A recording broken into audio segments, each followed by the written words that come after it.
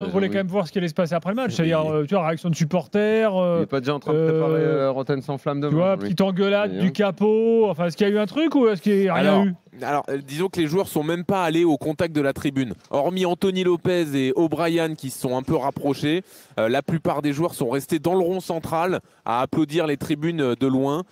Cacré, Cherki, le gros des Lyonnais. Donc, ils ont essuyé une bordée de sifflets, mais il n'y a pas eu des scènes comme on a pu avoir en début de saison. Qu'est-ce que tu veux faire, Jean-Louis, aujourd'hui? Tu peux pas reprocher le fameux mouiller le maillot, machin. Qu'est-ce que tu veux leur dire aux Lyonnais? Ils sont impuissants. Les Lyonnais, ils se battent. Hein. En plus, ils font même pas.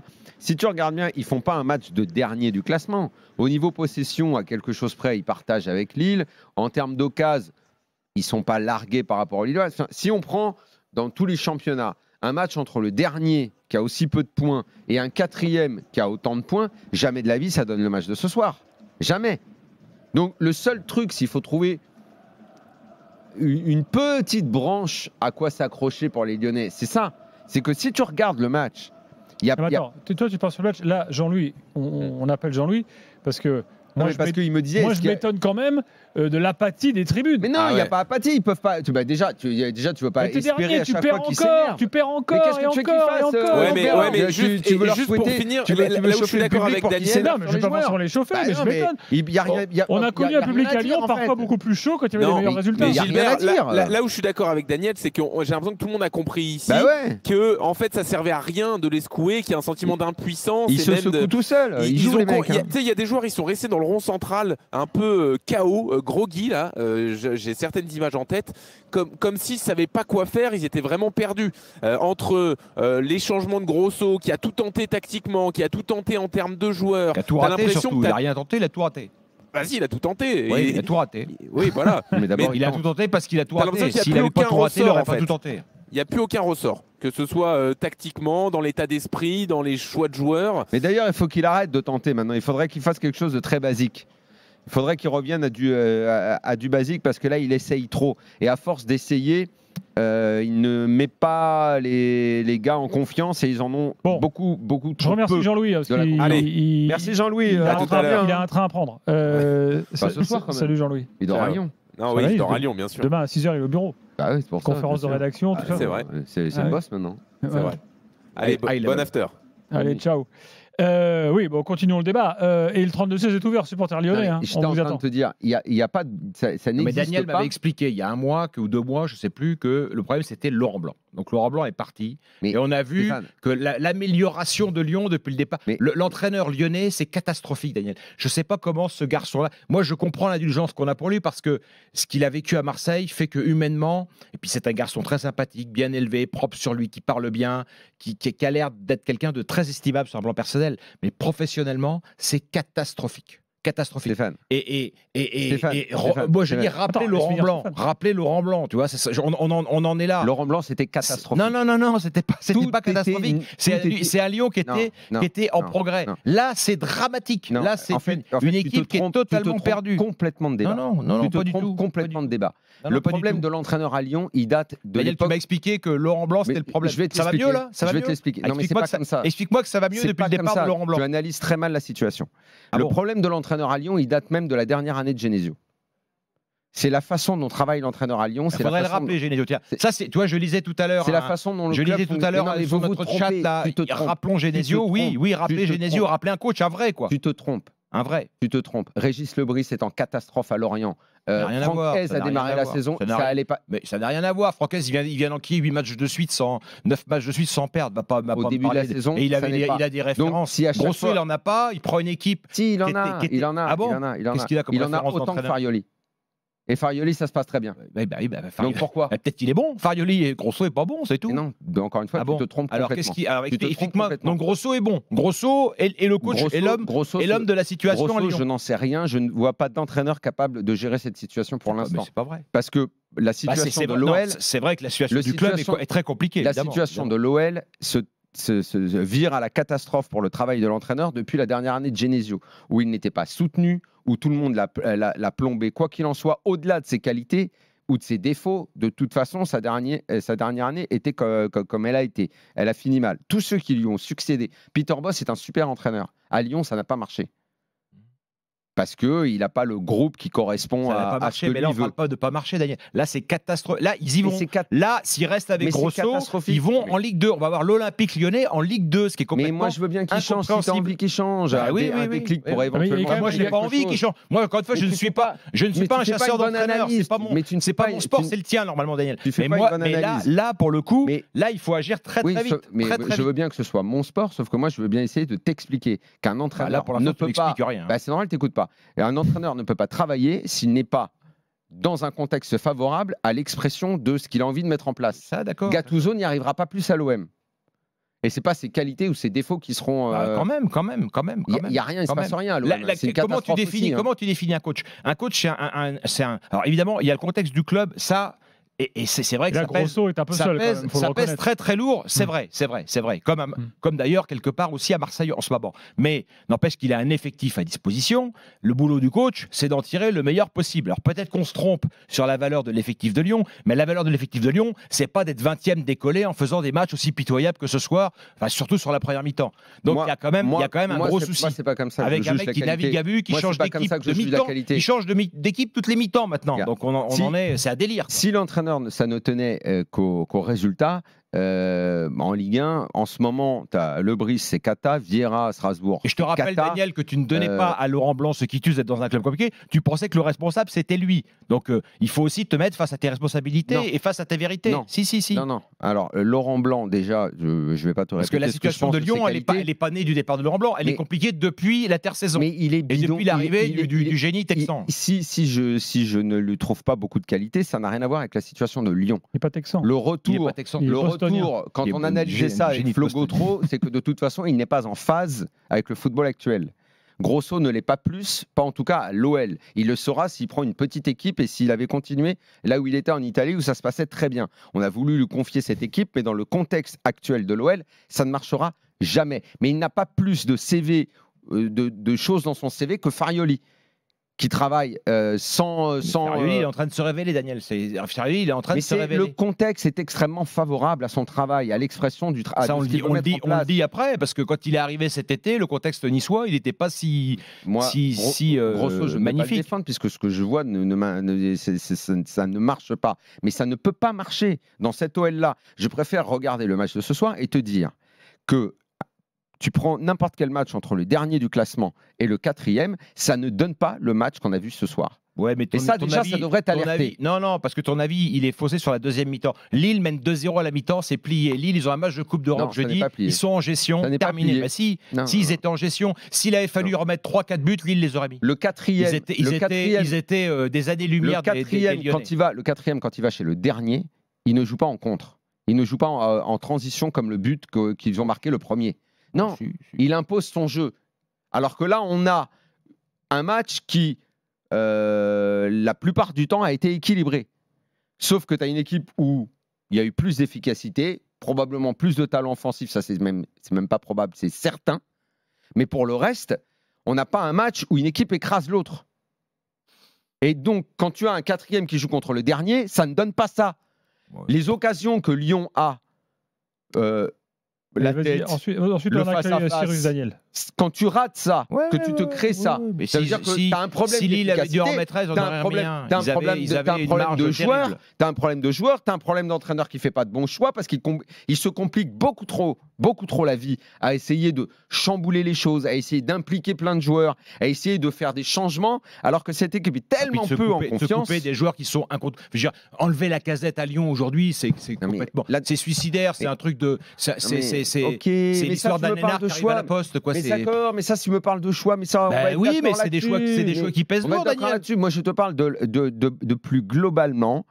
Je préfère dire de Grosso qu'il devrait revenir à quelque chose de plus simple et donc probablement de laisser tout le temps la Casette, qui est un gars qui va probablement le tirer d'affaire, plutôt que de se dire si je le sors, que je lance un mec, c'est ce gars-là qui va peut-être réussir à faire une différence. Il change beaucoup trop les choses. Ça, je suis d'accord avec toi. Qu'il soit pas bon, qu'il fasse pas de bon choix. Ton indulgence m'étonne parce que. Mais je suis pas indulgent, je suis en train de te dire qu'il est nul. Je suis en train de te dire qu'il fait des mauvais choix. Mais je suis en train d'essayer de t'expliquer que le contexte. Je suis en train de t'expliquer le match. Il faut qu'il parte. Quelle est la solution pour Lyon? C'est ça ce soir. Tu continues avec un entraîneur qui change d'équipe toutes les mi-temps, qui te change KDWR à un moment donné pour Lovren, mais tu te dis, mais on est où là? On est à, il n'y a pas de problème. Il peut très bien changer. Moi, j'ai rien pour qu'il reste ou qu'il change. S'il y a une solution pour qu'il sorte et que tu trouves un mec à mettre à sa place tout de suite, pas de problème. Tu peux. Évidemment, ça peut tenter. Tu peux tenter un choc psy, puisque de toute façon, cette équipe, elle est malade. J'essaye de te dire que le match, si tu regardes et tu analyses le match, c'est pas un match entre un dernier et un quatrième. La clé, pour moi, elle est là. Je ne comprends pas ce que ça veut dire. Un match entre un dernier et un quatrième. Je comprends Mais normalement, un dernier, il ne se crée pas ces occasions-là. Il ne fait pas 50-50 limite de possession. Ou regarde les stats. Normalement, un dernier qui joue un quatrième, ça ne donne pas ça. Donc, c'est que le problème de l'OL, il n'est pas que... oui, le choix du coach, ça va compter, mais il y a un contexte global. Ils ont changé d'entraîneur. Qui est un bourbier monumental. Parce qu'il vivotait et il devait y avoir un élan, il devait y avoir une nouvelle, il devait y avoir quelques choix forts qui se dégagent. On en est là. On n'est plus. Bon, les deux premiers matchs, on dit. Tu changes de coach parce que ça ne marche pas, comme quand tu as changé boss. Tu changes, ça marche pas. Ça marchait mieux. Quand tu as changé boss, ça marchait mieux avec Laurent Blanc. De toute façon, ça, tu veux pas l'admettre, mais c'est la vérité. De toute façon, mais ça servait à rien de continuer avec Blanc. Arrête avec ça. Ça servait à rien, t'allais nulle part. Mais t'allais pas là. Mais t'aurais été dixième. Le problème de l'OL, c'est pas d'être dernier ou d'être dixième. Le problème de l'OL, c'est d'être quatrième ou troisième. Le problème de l'OL aujourd'hui, c'est d'être dixième, Daniel. Mais si. Non. Mais sinon, ils vont aller en Ligue 2. Sinon, ils vont aller en Ligue 2. Le problème de l'OL, c'est pas d'être 8, 9, 10 ou 20. Le problème, l'OL, ça doit être top 5. Ça, c'est donc, l'OL d'avant. Ils doivent reconstruire pour être top 5. Là, la situation est tellement catastrophique que déjà, il faut qu'ils se sauvent. Donc, pour se sauver, effectivement, il va peut-être falloir encore changer. Juste pour avoir un mec, même s'il va falloir bétonner, même s'il va falloir tenter quelque chose afin de tout reconstruire à la fin, ok, change encore. Il n'y a pas de problème avec ça. Je pense que si je suis président, je change encore. Parce qu'il faut parler au plus précédé tout à l'heure. Certainement pas avec ce genre de mec-là. Avec Cyrus au 32-16, Daniel. Cyrus, tu es supporter lyonnais, habitué de l'after, et là, tu es très énervé. Oui, et c'est intéressant le débat que vous avez eu tous les deux avant la pub, parce que ça touche exactement au sujet sur lequel je voulais m'exprimer. Pour résumer, je suis aligné à 100% avec Daniel, mais le paradoxe, c'est que le message que je voulais passer ce soir en appelant, c'est celui de Stéphane. C'est que dans la situation actuelle, on n'a plus de temps à perdre et qu'il faut absolument changer d'entraîneur. Mais moi, j'ai pas dit que j'étais pas d'accord avec ça. Non, mais je suis d'accord. Non, mais j'ai entendu. Mais donc, le coup de fouet, des fois, il faut qu'il vienne, peu importe. Hein. Que ce soit logique, pas logique, il faut y aller. Hein. Exactement. Mais en fait, moi, j'ai appelé à de multiples reprises dans les 10 dernières années pour exprimer déjà à l'époque mon ressenti envers M. Aulas. Donc, je ne vais pas m'étaler sur la longue séquence d'événements qui fait qu'aujourd'hui on est encore le rouge d'une Ligue 1 qui est pourtant à son niveau le plus bas depuis 10 ans, ce qui est terrible. Mais si on parle d'ici et maintenant, à savoir de l'opération maintien qui, même après les naufrages de soir, reste encore dans nos cordes, il y a certaines choses que je veux dire et qui doivent être très claires. Je ne veux plus jamais voir Alexandre Lacazette rater une seule minute de jeu, si ce n'est pour un pépin. Je ne veux plus jamais voir Mama Baldé sur le terrain avec le maillot de l'OL. et faire des choix, et d'ailleurs pareil pour Paul Akpoko, faire des choix forts de temps en temps c'est bien, mais faire ce que fait Grosso depuis qu'il est arrivé c'est kamikaze. Et je suis d'accord avec Daniel, c'est le contexte qui fait, parce qu'on peut pas dire que ce mec-là est un mauvais coach, mais ce soir ça a atteint son paroxysme, et le KDWR pour Lovren c'est le paroxysme. Donc des gars comme Lopez, Lovren, Mata, Cacré, Lacazette et même Cherki doivent débuter plusieurs matchs de suite ensemble. Ah bon, Cherki, vu la rentrée qu'il a fait, je ne sais pas s'il mérite quelque chose, mais bon. Non, mais bon. Cherki, mais ils sont tous mauvais. En fait, le truc, c'est qu'il faut se dire qu'ils sont mauvais, qu'ils arrivent quand même. Mais moi, ce que je trouve formidable, c'est qu'ils arrivent à se créer des occasions assez nettes ce soir, au moins 2 ou 3, en étant mauvais. Parce qu'ils mettent. Le seul truc que Grosso a réussi, et ça, c'est indéniable, c'est la détermination et la volonté qu'a ce groupe. Parce qu'en étant mauvais, des fois, ils ratent des passes. Ils arrivent quand même à l'arrache, à récupérer les ballons, à les amener devant, à être en situation dans la surface de réparation d'avoir des occasions ou parfois même d'en avoir réellement, et que quand ils en ont, ils sont même pas foutus de mettre dedans des balles faciles. L'occasion de la tête, le 1 contre 1 KDWR, c'est pas possible de rater ça si tu es dans cette situation-là. Ça doit être la Lacazette sur le terrain à ce moment-là. Donc, mais je suis d'accord avec toi. Et donc, bref. Donc j'aimerais que Grosso soit remercié le plus vite possible, parce que même si avec tout le respect que j'ai pour l'homme et le fait que ça peut faire mal au cœur, mais oui, à un moment de toute façon tu peux plus continuer, c'est pas possible. Exactement. Et c'est moins pire que Blanc, je suis d'accord avec Daniel, et je ne sais pas quelle est la solution, mais je sais pas, un Cassapa, un gars, Anderson, j'en ai rien à faire. Mais pas Fabio Grosso, pas comme ça. Enfin, faut pas raisonner comme ça, il faut réfléchir un peu quand même, parce qu'à force de dire on n'en a rien à faire, c'est machin, pas machin, chaque fois tu descends d'un cran dans la hiérarchie. Le problème là, les gars, excusez-moi, mais qui décide? Mais là, on en arrive, arrive au vrai problème. Parce que là, John Textor, arrive au vrai problème. Il a pris un nouveau directeur général, un gars qui vient de l'équipe, qui est sans doute très, très bien, Laurent Prudhomme. Lui, il achetait des droits, hein, c'était pas son truc de. Mais lui, le sportif, c'est pas son truc. Ponceau, il s'en va, même s'il était toujours là, on l'a vu au stade ce soir. Là, il attend de nommer un directeur sportif. D'ailleurs, l'option Friot, qui était à Marseille, est de plus en plus chaude. Donc aujourd'hui, en fait, il y a son premier boulot. Hein. Friot, s'il est nommé, son premier boulot, c'est de trouver un coach. Mais ça, c'est pareil. Hein. Pardon, mais dans quel foot on est, quoi? Le mec, il est directeur sportif à l'OM, il sort, il trouve du boulot à Lyon. Enfin, c'est quoi ce football, après avoir été à Saint-Etienne. Stop, quoi, au bout d'un moment, quoi. C'est quoi les mecs interchangeables comme ça? C'est le foot d'aujourd'hui, Daniel. Tiens, écoutez Fonseca, les gars. Ça me plaît pas. On va aussi parler de Lille dans quelques instants. Et là, il arrive en conférence de presse. Écoutons le début. L'équipe était plus courageuse, était avec confiance, et était très important qu'est-ce que les joueurs ont fait défensivement et offensivement aussi, mais je dois dire que j'aime beaucoup cette attitude des joueurs défensivement. Coach, quel est votre avis sur la partie de Jonathan David?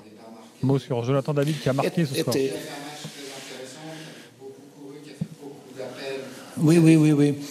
Il a fait un bon match, c'était important de marquer le but, porte peut-être de confiance pour les joueurs, mais aussi il a travaillé bien défensivement. Il a, dans la transition offensive, il a fait beaucoup de bonnes décisions.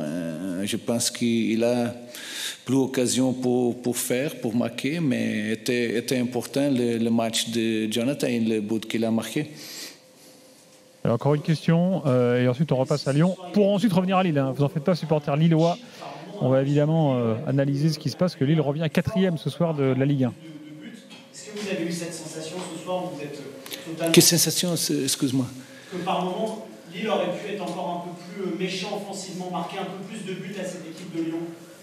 Vous avez ressenti ça aussi par moment?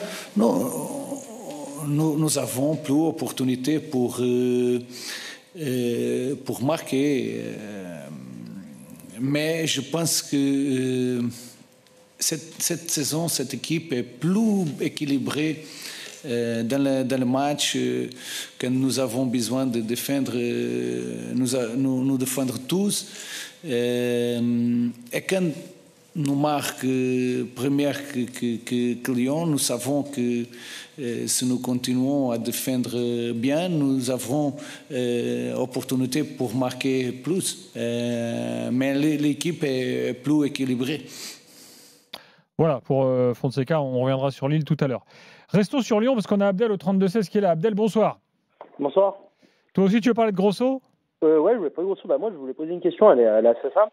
Elle est pour Daniel et pour tout le plateau, pour Stéphane aussi. Daniel, je ne sais pas si tu te souviens, qu'il année tu avais appelé Deschamps pour comprendre le 3-5-2 de Laurent Blanc contre Manchester City. Moi, je pose une question, peut-être que je ne suis pas intelligent, peut-être que je ne sais pas, mais je voudrais comprendre qu'est-ce que Grosso a fait ce soir. Déjà, il a fait 3 schémas dans le même match, donc... Moi, c'était quoi son plan pourquoi ces entrées? Parce qu'il y a même ces entrées, je ne comprends pas trop pourquoi à un moment donné, Stéphane Teur disait Lovren, pourquoi il vient chercher Kadewere, pourquoi il a sorti la Casette? Ça, on ne sait même pas, j'arrive même pas à le comprendre. En fait, la question, c'est pas est-ce que c'est un bon ou un mauvais entraîneur, on ne comprend même pas ce qu'il essaye de faire. Non, mais je t'avoue que je ne comprends pas non plus. Hein. Je comprends pas, c'est pour ça. En fait, quand il est arrivé... Et ces joueurs non plus, c'est ça le problème. Que nous, on ne comprenne pas, c'est à la limite, on n'est pas très intelligent, donc on ne sait pas tout du foot, mais que ces joueurs ne comprennent pas non plus, c'est plus embêtant, parce que c'est quand même ça la clé de la... En fait, je pense qu'il est arrivé avec une idée beaucoup trop élaborée pour la situation du club et la situation psychologique de son groupe.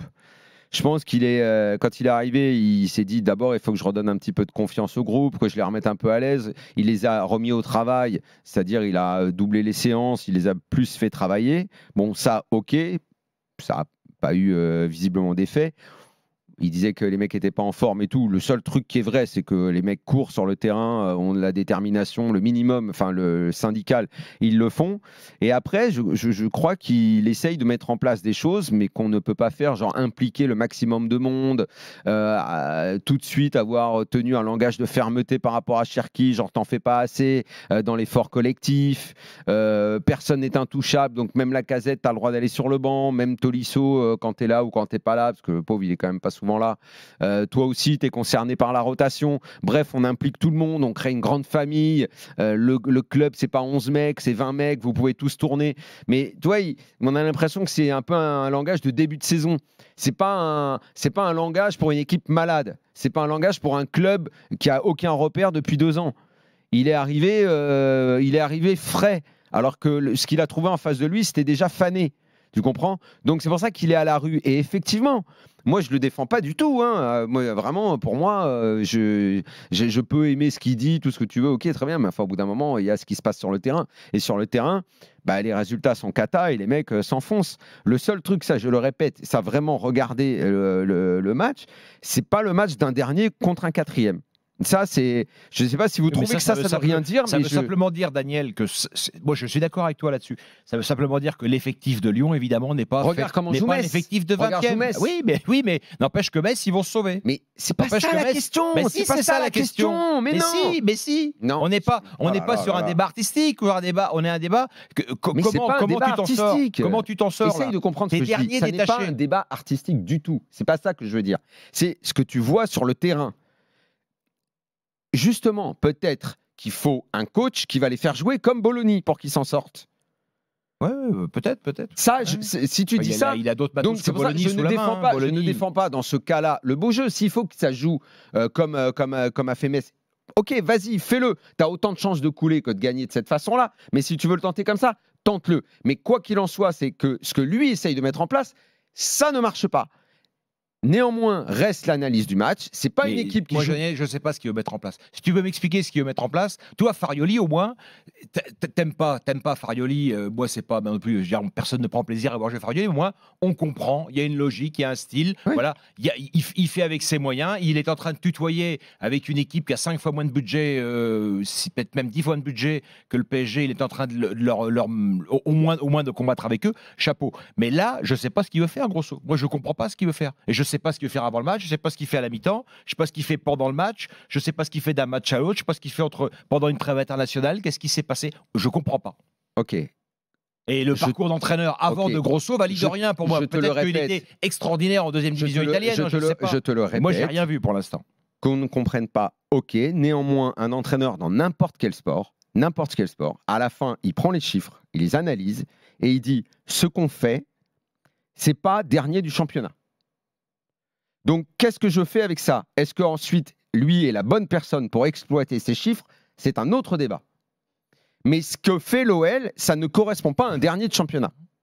C'est en fait le problème, la clé, il faut qu'il la trouve là. Est-ce que lui est la bonne personne pour exploiter ces chiffres-là? Mais si tu prends ce soir le nombre d'occasions, possession, c'est pas un dernier de championnat qui est sur le terrain. Un dernier de championnat, ça joue souvent ça peut être rassuré bloc pour eux, bas. tant mieux, mais c'est pas que ça me rassure, c'est que si je suis dirigeant de ce club, sauf qu'il n'y en a pas, j'essaye d'analyser ce qui se passe. Tous les entraîneurs, ils prennent les feuilles de résultats. À la fin, ils regardent. Ils disent qu'est-ce qu'on a fait, combien lui il a couru, combien d'occasions on a eu, combien de possessions on a eu, est-ce qu'on a joué en bas, en haut. Ça, voilà. Ce qu'il fait avec les joueurs, comment il est placé, tout ça, c'est vrai que c'est complètement flou. Ça, c'est pourquoi tel joueur oui, tel joueur non et tout. Ça, effectivement, moi, ça, j'arrive pas à comprendre. Mais le résultat, c'est que c'est une équipe qui ne joue pas bloc bas, qui essaye d'attaquer, qui essaye de se créer des occasions. On n'a pas des joueurs, tu sais, comme dans les clubs en crise, où le public appelle et dit « Les gars, mouillez le maillot, ce que vous faites, c'est nul, vous êtes des lâches, vous ne vous battez pas pour nous. » Les mecs se battent. Enfin, on ne peut pas dire qu'ils ne se battent pas. Bah si, les mecs, ça se voit, ils ont des attitudes qui sont hyper positives. Ils s'arrachent sur les ballons. Sauf qu'à l'arrivée, tu perds tout le temps. Le problème à analyser, c'est ça. C'est Au-delà du fait que Lille a des meilleurs attaquants, que quand tu donnes un ballon à Yazici avec la technique qu'il a, il peut te lancer sur un contrôle-passe immédiatement. Jonathan David, que certains trouvent tocard. Moi, j'ai jamais trouvé que c'était un tocard. Sa conclusion aujourd'hui montre que c'est quand même un vrai attaquant. Derrière, bon, ils mettent une super frappe lucarne sous la barre. Bon, ok, voilà. Mais bon. Pardon, mais lyonnais. Bon, oublions un peu Grosso pour parler des joueurs. Il n'y a pas un écart monstrueux ce soir entre le 4e et le dernier. Oublions Grosso, s'il vous plaît, pour parler un peu des joueurs tout de même, parce qu'il y a beaucoup de messages là sur les directions concernant Lacazette. Et tout à l'heure, on avait Cyrus qui lui dit ouais, Lacazette, il doit forcément jouer toutes les minutes de tous les matchs. Enfin. Bon, on peut peut-être se poser la question quand même sur certains. Est-ce que Lacazette, selon vous, est effectivement incontournable du fait de son statut, de son background? Il n'est pas passé. Lacazette, il va passer en 3 mois. Il a mis 20 pions l'année dernière. C'est ça, Lacazette. C'est le Lacazette de cette année. Oui, cette année, c'est 3 des pions. Oui, bien sûr. Tu vois, en quasi une demi-saison. Donc, le côté intouchable de Lacazette, quand tu le vois sur le terrain, pardon, mais il n'est pas dingo. Hein. C'est quand même pas le premier problème de Lyon. C'est un peu comme tout le débat qu'on a eu pendant 6 mois sur Cherki, pas Cherki, etc. Bon, bah voilà, il a enlevé Cherki. Est-ce que c'est mieux sans Cherki? Mais Blanc le faisait pas jouer plus. À la fin, il en a fait un peu le taulier de l'équipe, mais il a eu plein d'emmerdes avec. Il a essayé. Moi, je me rappelle des discours de Blanc sur Cherki. C'était terrible ce qu'il en disait. À la fin, à la toute fin, combien de temps il est resté Blanc? 18 mois, un peu moins, je sais pas. Les 3 derniers mois, il en a fait un titulaire et encore. Non, même pas. Non. Si. Il est arrivé en cours de saison dernière, parti en cours de saison cette année. Donc oui, enfin moi Lacazette, je me pose quand même des questions. Je veux dire là sur ce première moitié de saison, pardon, ça doit être le mec qui emmène tout le monde vers le haut, le taulier. Tolisso est défaillant, ok, bah Lacazette aussi est défaillant. Je vois pas pourquoi il aurait un statut d'immunité, là, un totem absolu pour rester à tous les matchs. Moi finalement, je suis pas si choqué que ça qu'il le sorte à la mi-temps. Franchement, Gilbert, fais-moi rire quand même. Il est pas bon Lacazette en ce moment. Et Baldé, il est bon. Il n'est pas bon non plus. Il n'y en a pas un qui est. Il n'y en a pas un pour sauver l'autre. Le problème, voilà, c'est ça, c'est que c'est compliqué. Cacré, ce soir, fait plutôt un bon match au milieu. Le foot, c'est pas une question d'analyse individuelle de savoir. Tout le monde parle de Lacazette, donc je c'est une organisation collective qui permet aux joueurs de s'exprimer. Et c'est au coach de la mettre en place quand même. Mais ce soir, oui, mais le foot, c'est aussi des leaders. Il y a le même expected goal, il y a le même nombre d'occasions dangereuses. Sauf que d'un côté, tu as un attaquant qui a un contre 1 beaucoup plus difficile que celui de Kadewere, met le but, et l'autre il déclenche une super belle frappe. Et le Lyonnais il rate une tête que en début d'after dans tes 3 points, tu m'as expliqué que dans les 3 points, tu m'as expliqué que Lille, il fallait faire attention à Lille, qu'ils allaient être concurrents du PSG. Bah oui. Et maintenant, tu me dis ils n'ont pas été meilleurs que Lyon le dernier. Non, donc, je te dis pas qu'ils n'ont pas été meilleurs. Moi, je suis pas d'accord avec ça du tout. Ils sont plus pour moi, il y a les Champs-Élysées entre Lille et Lyon. Ils ont une équipe. Ils ont une équipe. Il y a un coach qui fait pas tout bien, mais qui a fait progresser son équipe. Ce soir, il n'y a pas les Champs-Élysées entre les deux. Il y a plus d'efficacité, il y a une mise en place. L'entraîneur, il tient le groupe depuis longtemps. Moi, j'adore Fonseca. Lille est une équipe que j'apprécie. Il progresse sur le plan défensif. Mais ce soir, clairement, si tu regardes ce qui s'est passé, il y a... l'OL, je suis désolé, il y a 2 occasions. Tu peux pas rater ça. Bon, on attend les réactions. Donc, on reparlera sans doute de l'OL un peu plus tard avec Grosso qu'on attend en conférence de presse. Lille, les gars, tout à l'heure Stéphane disait qu'à partir de la mi-temps le match était plié, ils n'ont pas forcé leur talent en deuxième. Ils sont mine de rien 4e là. Ça fait longtemps qu'ils sont 4e. Les Lillois. Ça fait longtemps qu'ils sont là. Ouais, mais bon. En embuscade. Ils restent là. Monaco ayant perdu, ils se rapprochent. Voilà. Exactement, ils sont à 1 point du podium. Non, mais là, c'est pareil. On a un coach qui a fait des choix forts quand même, parce que les joueurs qui portaient un peu Lille, c'était Cabella et Ounas, le talent. Il les a quand même mis de côté. Il a remis. Alors, il a fait confiance à David, alors qu'il était mot sur Jonathan David, parce que les clubs sont toujours en train de critiquer les sélections, etc. Qui a remis en route David? C'est le Canada, avec lequel il a marqué. Et ça a permis peut-être de refaire un peu un plein de confiance pendant cette trêve internationale et de se relancer. Donc, le foot, c'est facétieux. C'est ça. Oui, Cabella, effectivement. Alors, c'est d'autant plus étonnant qu'on est en retour de trêve internationale. Bon, Cabella, c'est pas la sélection qui l'a fatigué, lui, en l'occurrence. Donc, non, mais là, de toute façon, ils ont progressé défensif. Surtout, le gros progrès de Lille par rapport à la saison dernière, où ils ont quand même terminé 5e, donc c'était pas mal.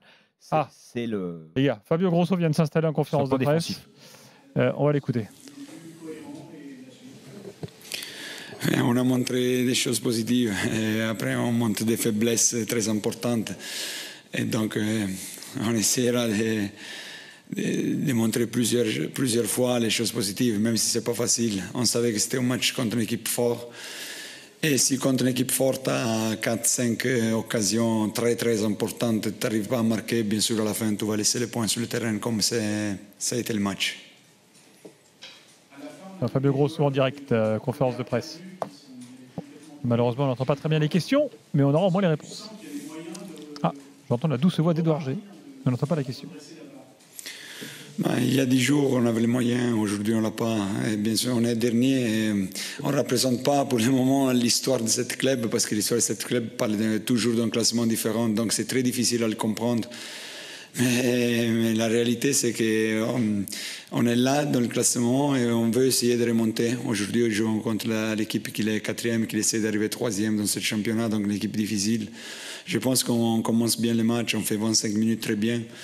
Après, une petite faute et on prend le but et tout de suite on prend le deuxième. On montre des fragilités qu'il faut essayer d'enlever parce que c'est important de faire des bonnes lectures dans le match, de rester dans le match et faire fatigue à ne pas faire des cadeaux dès que c'est le moment. Parce que c'est difficile à le dire aujourd'hui, mais des choses positives, je l'ai vu sur le terrain parce qu'on a créé des occasions, on a bien commencé, on a joué 2 fois, certaines fois avec courage d'aller chercher l'adversaire.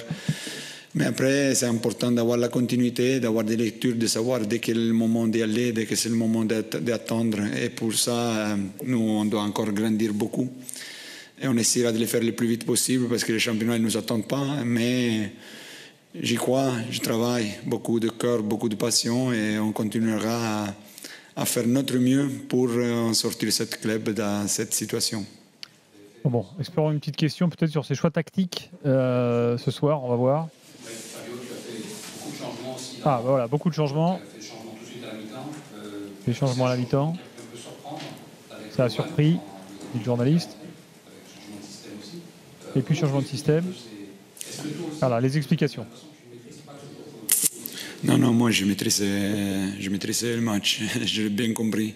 Et c'est pour ça que des fois je change, j'essaie de faire, comme on a dit, on a bien commencé, après on prend des buts, donc on perd la confiance et on est un peu faible sur le terrain, avec un milieu très jeune qui n'arrive pas dans la difficulté à faire de belles lectures à un certain moment. Donc à la mi-temps, j'essaie de remettre en place l'équipe avec 2 milieux, avec un 3 quarts, en donnant un peu plus d'intensité et de rythme, en changeant 3 joueurs. Et on joue toujours avec 4 défenseurs, 2 milieux en 3 quarts et 3 offensifs. Et on a 2, 3 occasions nettes, je pense même 4 à peu près, pour faire un but. On ne fait pas le but, mais on continue à aller vers l'avant, à laisser les espaces aux adversaires. Et dès qu'on n'arrive pas à marquer, on n'a pas la confiance de deuxième mi-temps. J'ai vu qu'on arrive à perdre les distances. Donc j'ai remis un peu d'équilibre à l'équipe en mettant 3 défenseurs, en laissant les 3 joueurs offensifs. On s'est remis en place sur le terrain et dès que j'ai vu qu'on a retrouvé les distances, on a essayé de rester dans le match sans prendre le 3e but. J'ai essayé les dernières 10 minutes de remettre un joueur offensif pour essayer d'aller à faire un but et rouvrir le match. Voilà, vous êtes convaincu par ces explications? Les explications, elles sont claires, sauf qu'il n'y a pas d'effet. Mais ce qu'il veut faire, en tout cas, on voit qu'il maîtrise son sujet. Mais il n'y a pas d'effet sur une équipe qui est complètement flinguée, quoi. Donc peut-être qu'après, il y a des entraîneurs qui sont bons pour expliquer et dont le message ne passe pas auprès des joueurs. Peut-être que les joueurs ne comprennent pas ce qu'il dit. Il ne maîtrise rien du tout. Vraiment, après, il est tellement sympathique. On lui donnerait le bon Dieu sans confession. On n'a pas envie de critiquer un homme comme celui-là, c'est sûr. Mais le mec, il est perdu. Il nous fait croire qu'il ne l'est pas, mais il l'est. Bon, allez, Lille, les gars, faut qu'on avance. Paul est là, supporter du LOSC. Salut Paul. Salut Gilbert, salut Stéphane, salut Daniel. Salut. Bon, tu as à un point du podium là ce soir, dis donc. Ah, exactement, oui. Mais Gilbert, si tu me laisses 2 minutes, j'aimerais juste répondre à Daniel. Sur quel sujet? Que je trouve extrêmement indulgent avec ce qu'a proposé Lyon ce soir. T'arrêtes pas de dire qu'on n'a pas vu le match d'un 4e contre un dernier. Alors effectivement, Lyon a pas mis le bus, a pas joué bloc bas, ça c'est incontestable. Mais je trouve que c'est pas suffisant pour mériter une telle indulgence de ta part. hormis les deux occasions auxquelles tu as fait référence, moi j'ai trouvé que Lille avait quand même maîtrisé le match quasiment de bout en bout. On a joué avec une très grande sérénité, que ce soit pour se dégager du pressing adverse en jouant dans les petits espaces ou en faisant tourner le ballon pour désorganiser le bloc adverse. Et un truc qu'il faut rappeler tout de suite, c'est que Lille a joué sans Benjamin André. Ce qui est quand même pas rien. J'allais venir après, tu as entièrement raison, Stéphane, je te remercie. Donc, hormis les deux occasions de Lyon, moi j'ai trouvé qu'en fait on n'avait pas subi grand chose. Tu parles justement des deux occasions de Lyon, moi je vais te citer quelques-unes des occasions qu'on n'a pas mises en seconde mi-temps parce que justement c'est ce que disait Stéphane et je suis assez d'accord avec lui. Je trouve qu'on a été on a joué très relâché parce qu'on gagnait déjà 2-0. Il y a la balle de Yazice où la Lyon enlève et qui termine dans les nuages. Il y a la frappe de David très très molle qui arrive dans les gants de Lopez. Il y a Cabella qui doit la laisser à Yazice et qui tire et le ballon frôle le poteau adverse. C'est comme trois occasions. Alors, tu sais ce qu'on fera en fait. Tu sais ce qu'on fera en fait parce qu'en fait je sais pas. Je vais essayer en une autre langue de vous l'expliquer. On regardera tous les matchs. On regardera tous les matchs de Lille. On regardera. Attends, laisse-moi t'expliquer. On regardera les matchs de Lille contre Metz, contre Montpellier. Non, mais là on parle de ce soir-là. Non mais je sais pas ce qu'il y a de compliqué à comprendre. En fait, vous parlez d'un Lille-Lyon. Moi, je vous parle d'un 4e contre un dernier. Essaye d'enlever l'idée que c'est Lyon que tu avais en face de toi. Et tu as eu Clermont PSG. Ils ont fait 0-0. Tu avais vu un 19e de Ligue 1 contre le plus gros budget de la planète mondiale ce jour-là. Je vois pas trop ton raisonnement, Daniel. Un dernier de championnat ne joue pas de cette Reims qui a 15 jours à jouer le PSG. Est-ce que tu as vu un 9e, je ne sais pas comment ils sont, Reims, 8e ou 7e? C'était 4e à l'époque. Bon. Tu avais vu un 4e de Ligue 1 contre le premier. Il joue comme Reims joue. Et Clermont PSG, tu les as vus? Tu as vu le 19e de Ligue 1 ou le 20e à l'époque de Ligue 1? Prends le dernier de Première Ligue, prends le dernier de Bundesliga, le dernier de Liga qui joue contre le 4e, il ne joue pas. J'ai vu Luton récemment faire un match formidable contre Liverpool. Et ils ont autant d'expected goals que l'adversaire. Tout le temps, ils auraient dû gagner. Bon, revenons sur Lille. Ils ont le même nombre d'expected goals. En fait, là, on tourne en rond. Luton-Liverpool, ils auraient dû gagner contre Liverpool. Vous n'êtes pas d'accord, très bien. Actons le désaccord et passons à la suite. Notamment les choix de Fonseca, Paul. Écoute, moi quelque part c'est bizarre parce que je me retrouve à défendre de Lille alors qu'au début du match, quand j'ai vu la composition, j'étais assez critique, notamment sur le choix de Fonseca sur les joueurs sur les ailes. Le fait de mettre Goodmanson et Cavallero d'un côté et Thiago Santos et Zegrova de l'autre, moi j'étais assez dubitatif parce qu'on sait depuis le début de la saison que les deux doublettes là ne marchent pas, elles sont pas complémentaires. Et d'ailleurs on l'a vu ce soir. Je trouve que Thiago Santos et Zegrova c'est pas une bonne paire. Non, je vais te dire pourquoi je trouve que Thiago Santos garde beaucoup trop le ballon, il a beaucoup trop tendance à se projeter, alors qu'en fait. Il est très offensif quand même celui-là. Il a fait un bon match. C'est un joueur qui est quand même en train de. C'est une trouvaille lui quand même. Il est très bon. Je te dis juste qu'en fait je les trouve pas très complémentaires dans le sens où Thiago Santos a beaucoup trop tendance à se projeter, à garder le ballon, alors que Zegrova a justement besoin qu'on lui laisse beaucoup plus d'espace sur la moitié de terrain adverse. Donc c'est en ça que je dis que les deux sont pas très très complémentaires. Après je te dis ça, c'est le jour où Thiago Santos met un très très beau but. Tiens, donc, Paul, je te coupe parce qu'il y a Jonathan David qui est dans la zone d'interview là. On va écouter ce qu'il dit. Déjà, sur le match, beaucoup de maîtrise. Vous avez dominé et logiquement battu cette équipe de Lille. Ouais, on savait que ce début de match il allait être très important. On a essayé de mettre un pressing assez haut en début de match. Et après, installer notre jeu doucement. Et je pense que après les 2 buts, je pense que c'était logique de notre part de vouloir maîtriser un peu plus le match en deuxième mi-temps. Et aussi essayer de trouver ce 3e but, mais sans trop se livrer. Et je pense qu'on a très bien fait ça aujourd'hui. Tu as enfin marqué après une série de matchs sans... Une question sur son but, là. On lui a dit, tu as enfin marqué. De la joie. La joie, je suis content d'avoir marqué et aider l'équipe. D'ailleurs, sur ton geste, tu as l'air...